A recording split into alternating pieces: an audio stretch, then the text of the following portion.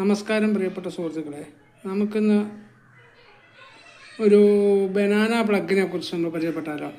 സാധാരണ നമുക്കെല്ലാവർക്കും ആഡിയോ ഉപയോഗിക്കുന്ന, അതായത് ആംപ്ലിഫയേഴ്സും സ്റ്റീരിയോയും AVR ഉപയോഗിക്കുന്നവർക്ക് ആംപ്ലിഫയർക്ക് ബനാന പ്ലഗിനെ കുറിച്ച് നല്ല ധാരണ ഉണ്ടാവും. ബനാന പ്ലഗ് എന്തിനാണ് ഉപയോഗിക്കുന്നതെന്നൊക്കെ എല്ലാവർക്കും അറിയാം.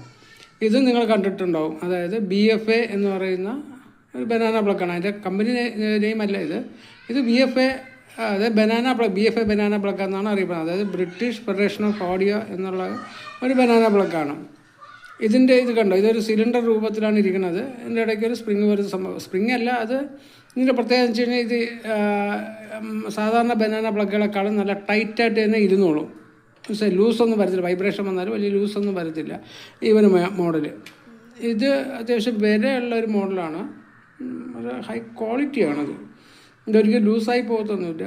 പിന്നെ അത് പോയിട്ട് ഇത് വേറെ ഒന്നിനും നമുക്ക് കുത്തിക്കയറ്റാനും പറ്റത്തില്ല. കറക്റ്റ് ആ ഒരു സ്പീക്കർ ടെർമിനൽ മാത്രമേ കയറത്തുള്ളൂ. അത് പോയിട്ട്